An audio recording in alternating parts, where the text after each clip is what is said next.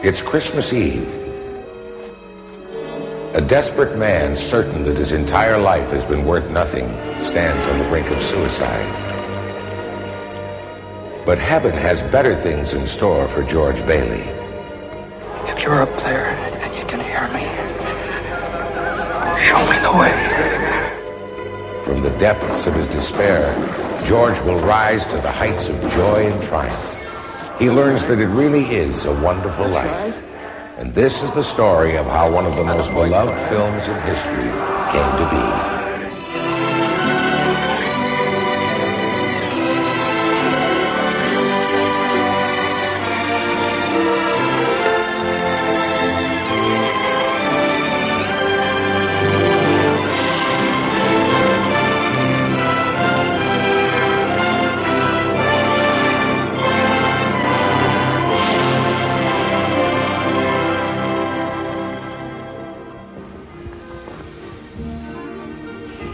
Director Frank Capra once called It's a Wonderful Life the favorite of all of his great films.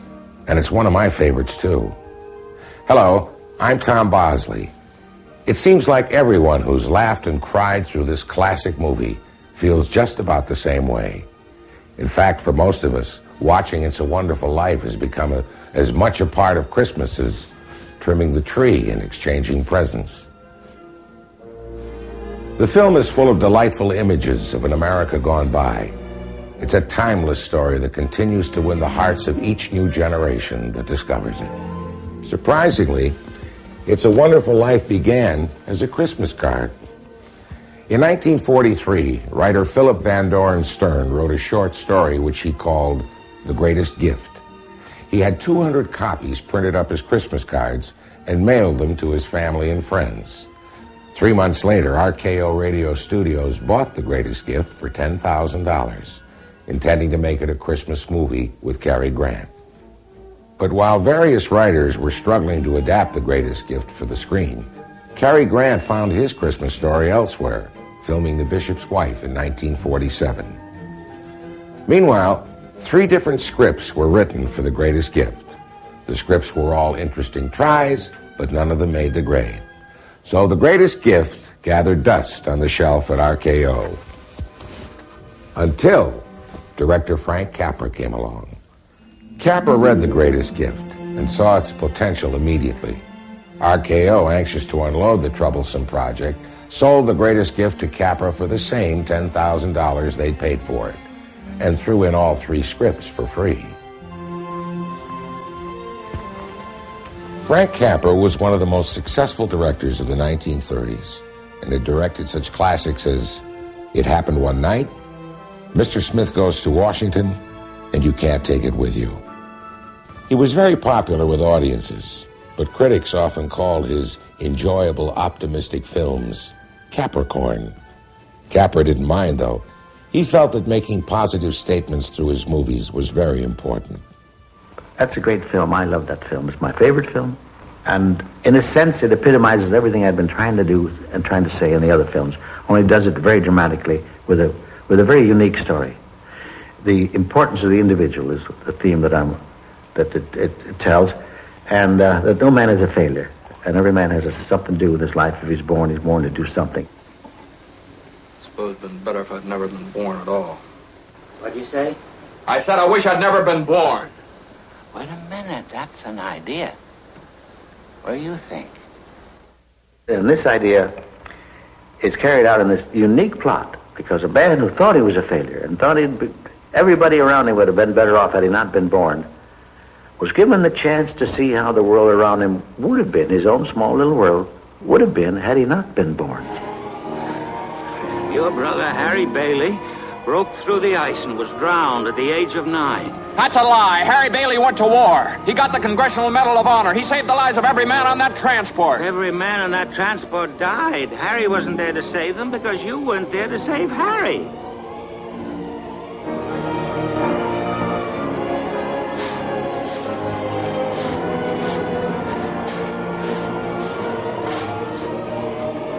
You see, George, you really had a wonderful life. Don't you see what a mistake it would be to throw it away? Now that he had his story, Capra began to gather his actors. Although many of the film's roles would prove difficult to cast, Capra had always had only one George Bailey in mind, James Stewart. As a screen actor, they don't come much more likable than Jimmy Stewart. His characters on screen are honest, direct, and friendly. But Frank Capra saw a darker personality beneath Stewart's all-American charm.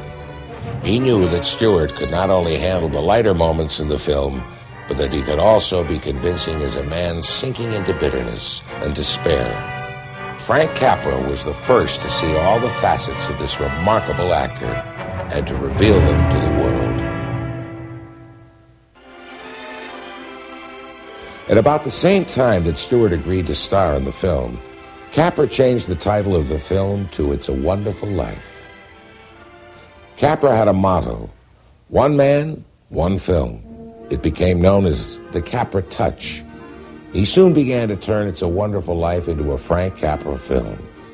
He took the best parts from the 3 scripts he had inherited from RKO and started adding ideas of his own.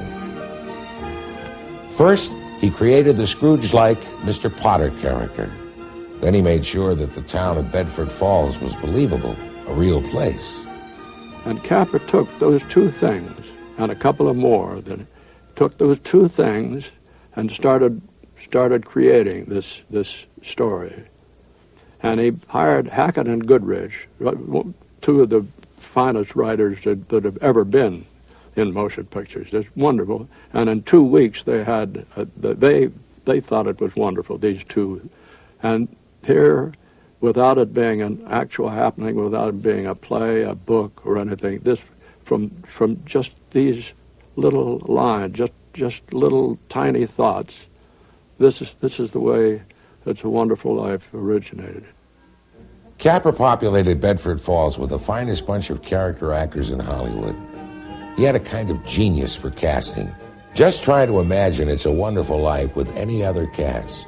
It isn't easy, is it? The movie would have been very different if some of Capra's alternate choices had been hired. For instance, the role of George's Uncle Billy, played by Academy Award winner Thomas Mitchell. Capra considered actors like Barry Fitzgerald, Walter Brennan, Adolphe Menjou, and just think about this one, W.C. Fields. For the evil Mr. Potter, played to nasty perfection by Lionel Barrymore, he thought about Edgar Buchanan, Claude Rains, Charles Coburn, or that master of chills, Vincent Price. For Old Man Gower, the drunken druggist, Capra made an unorthodox choice. H.B. Warner, whose most famous role was that of Christ in Cecil B. DeMille's 1927 King of Kings. Typecast since then, H.B. Warner was delighted to get that part. He was quoted as saying, "I'm playing the damnedest, dirtiest bum you ever saw, a proper drunk, thanks to Capra, who used a little imagination." And Capra must have been determined to get Henry Travers into the film. He thought of the actor for several roles, including Uncle Billy, Mr. Gower, and George's father. But finally, Travers' angelic charm must have shown through, because Capra cast him as Heaven's messenger, Clarence. Angel, second class. Now, aside from the role of George Bailey, the film's most important part was that of George's wife, Mary. Frank Capra's first choice for Mary was one of his personal favorites, Jean Arthur. Capra, Arthur, and Stewart had all worked together twice already in You Can't Take It With You and Mr. Smith Goes to Washington. But Jean Arthur was already committed to a Broadway show, and so she turned Capra down. He then considered Olivia de Havilland and Anne Dvorak. Some people were even pushing for Ginger Rogers. But Capra finally decided on a fresh-faced MGM contract player, Donna Reed.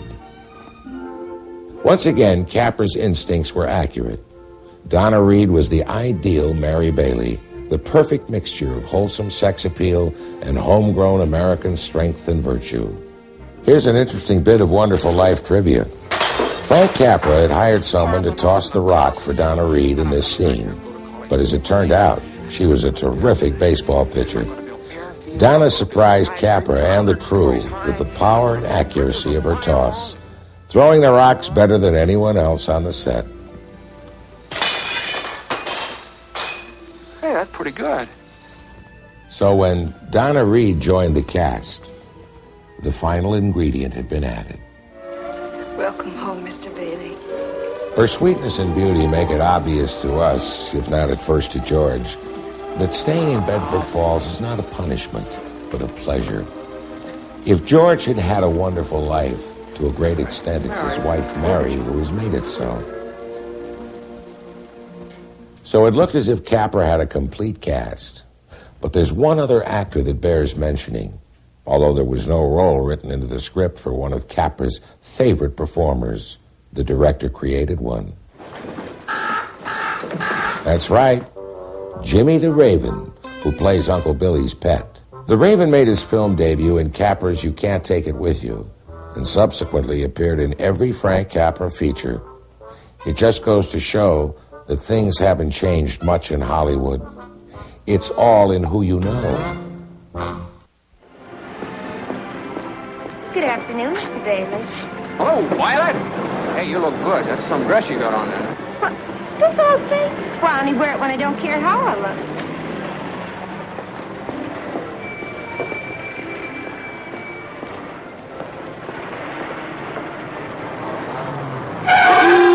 How would you like to... Yes.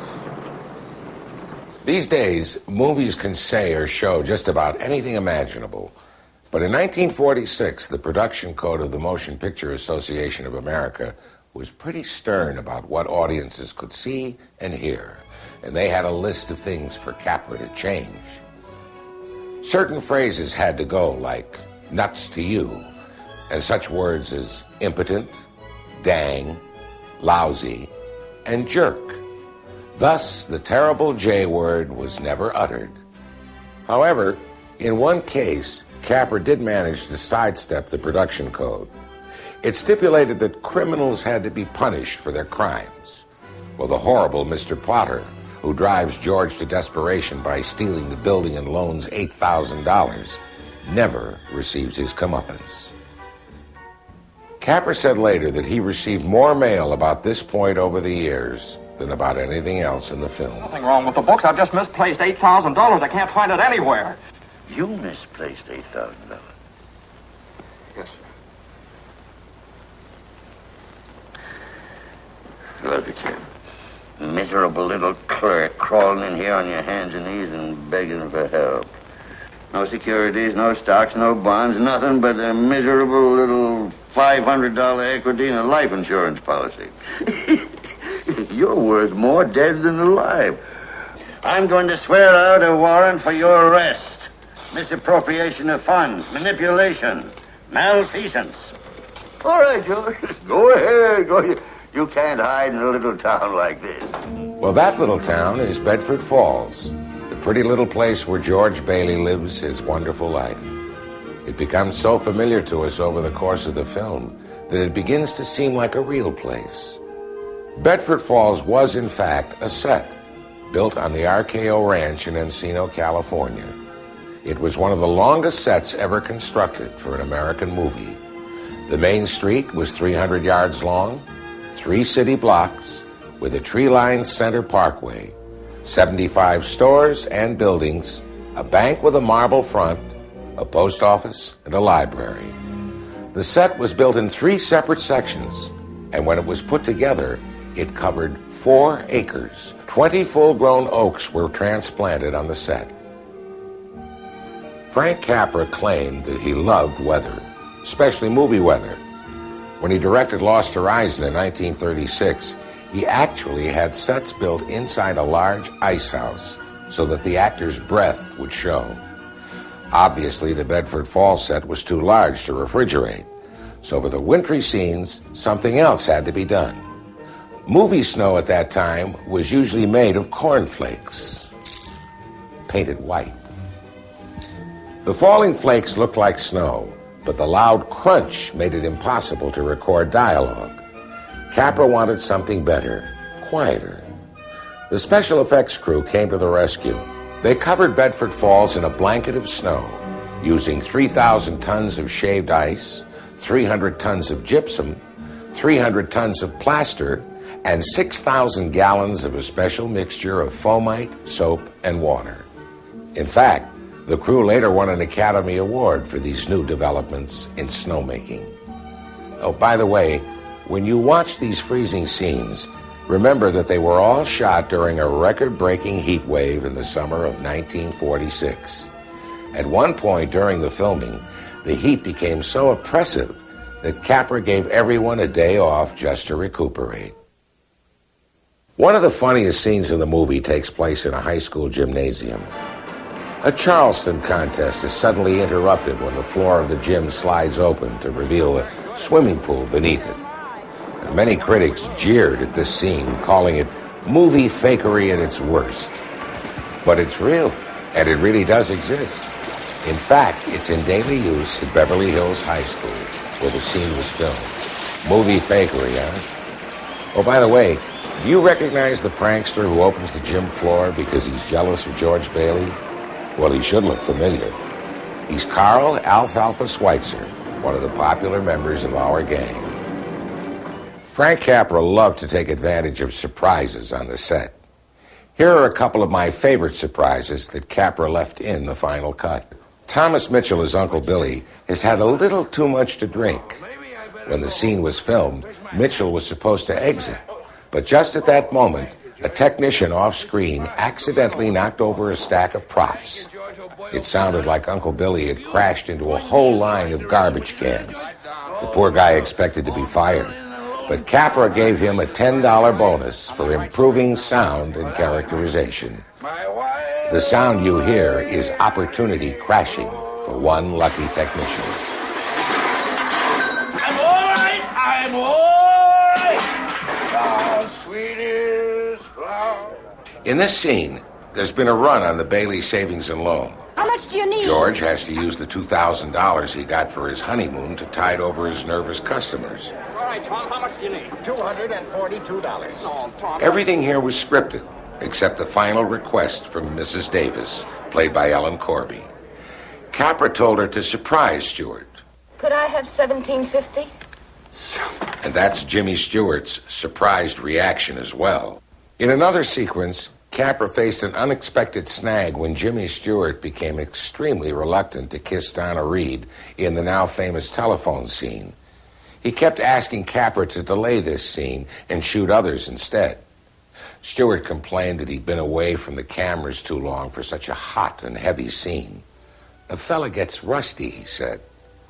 Well, finally, Capra insisted on shooting the scene, but just to make sure Stewart didn't back out, he restaged it so that Jimmy Stewart and Donna Reed had to share the phone. Stewart and Reed shot the scene as directed in one take, and as you can see, Jimmy didn't back out. Will you tell that guy I'm giving him the chance of a lifetime? Do you hear? The chance of a lifetime. He says it's the chance of a lifetime. Now, you listen to me. I don't want any plastics, and I don't want any ground floors, and I don't want to get married ever to anyone. You understand that? I want to do what I want to do. And you're... George.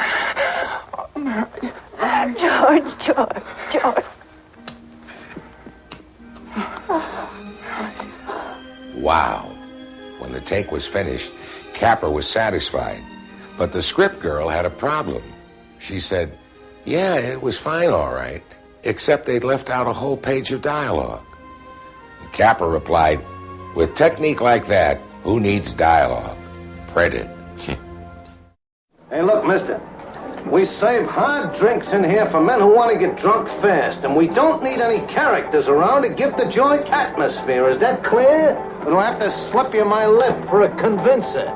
Sheldon Leonard, one of the movie's most memorable bad guys, has his own memories of It's a Wonderful Life. Capra was the master of the use of sentiment. And since I was a little corny myself and believed that was... like garlic, one of the great ingredients for flavoring a story, if not overused like garlic. I respected him as the master. Would you show these gentlemen to the door? Sure. This way, gentlemen. This is Jimmy Stewart's first picture after the Army, and it was a test for him. He, I think, felt a little insecure about his technique at that time because it had been years since he had stood in front of a camera. And it was interesting to watch him regain his confidence and take control. This is one of the wonderful things about the picture, I think. The scene at the end of the picture, this is after it's a different place and nobody knows me and everything. Right? But I stop for a minute and I say, God, I'm not a praying man, but please bring me back. Please bring me back. I want to live again. I want to live again. Please, God, let me live again. The film premiered at New York's Globe Theater on December 20th, 1946. It's hard to believe, but the film was not really the hit that Capra and RKO thought it would be.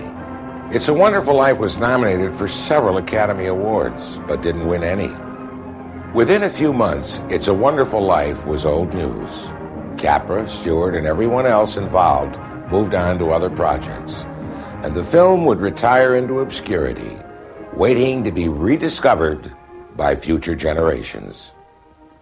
It's a Wonderful Life would eventually be saved by those who recognized its true worth.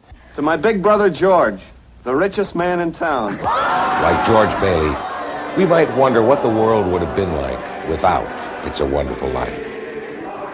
It's a Wonderful Life is indeed a wonderful film. Capricorn? Absolutely. And what, I ask you, could be better than that?